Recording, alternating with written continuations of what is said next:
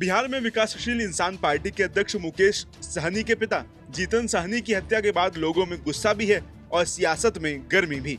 देर रात सहनी के पिता का अंतिम संस्कार हो गया, लेकिन ये मामला बिहार पुलिस के लिए भी किसी चुनौती से कम नहीं है। ऐसा इसलिए क्योंकि कातिलों ने जिस बेरहमी से कत्ल की इस खौफनाक वारदात को अंजाम दिया, उसे देखकर ऐसा लगता है कि कातिल किसी भी सूरत में जीतन को जिंदा छोड़ना नहीं चाहते थे। हालांकि अब पुलिस इस मामले का खुलासा जल्द से जल्द करने का दावा कर रही है। वहीं इस मामले की जांच के दौरान पुलिस ने बताया कि इस हत्याकांड को एक से ज्यादा हत्यारों ने अंजाम दिया था।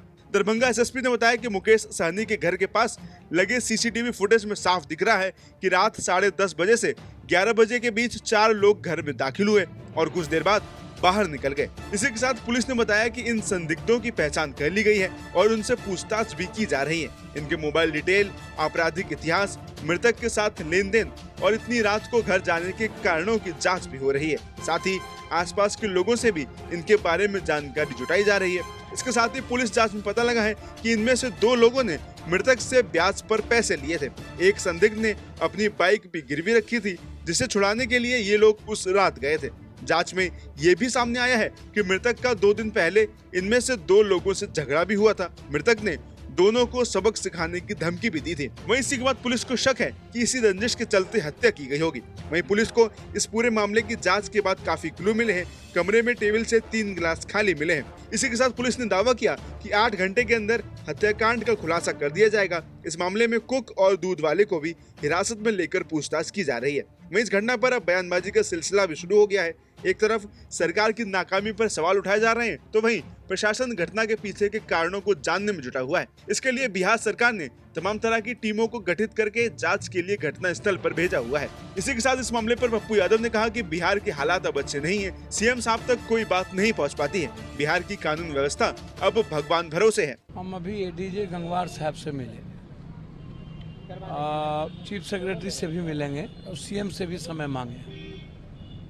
सुबह हम मुकेश जी से भी बातचीत किए। बिहार के हालात अच्छे नहीं हैं। सीएम साहब तक कोई बात अब नहीं जा पा रही है। और हमने एडीजे गंगवार साहब से कहा है कि स्पीडी एसआईटी जांच उन्होंने कही है कि और उन्होंने कहा कि हम लोग 48 घंटे के अंदर लुक आफ्टर कर लेंगे। और मुझको लगता है कि मैंने उस दोनों बच्चों के बारे में भी जिक्र किया, इसको भी, और पटना दानापुर दोनों अपराध मुक्त कैसे हो, उस पर भी मैंने किया। और उनसे मैंने ये भी चर्चा की कि लगभग जिले में जमीन माफिया, कारोबारी, शराब और ड्रग्स माफिया का इन्वॉल्वेशन थाना और वहाँ के लोकल नेताओं के साथ, मंत्री, एमएलए, एमपी के साथ रहता है। तो ये जो नेक्सस है, ये सरकार के इकबाल को खत्म कर रहा है। ये बात मैंने उनसे स्पष्ट कही। और मुझको लगता है कि 5 बजे के बाद मैं जा भी सकता हूं दरभंगा। मैं आया हूं, सीएम साहब का यदि हमको मिल गया मिलने का तो मैं मिलूंगा।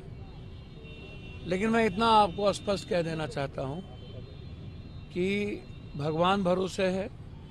अपराधी माफिया नेता ही जब सब कुछ में इन्वॉल्व हों, और थाना लगभग सारे गोरख धंधों में आप उठा के देख लीजिए, जिस नेता परिवार का आप उठाएंगे सबका टेंडर में, सभी धंधों में इन्वॉल्व है। वहीं इस पूरे मामले पर डीआईजी का दावा है कि इस हत्याकांड का खुलासा शाम तक या अगले 24 घंटे में हो जाएगा। उनका कहना है कि पुलिस को इस हत्याकांड के बाद मौका वारदात से कई अहम सबूत और सुराग मिले हैं। नमस्कार, मैं हूं मानक गुप्ता। अगर आपको हमारा ये वीडियो पसंद आया हो तो इसे लाइक और शेयर जरूर करें, और हाँ, हमें सब्सक्राइब और फॉलो करना ना भूलें ताकि आप देश और दुनिया की कोई खबर मिस ना करें। तो जुड़े रहिए हमारे साथ और देखते रहिए News 24।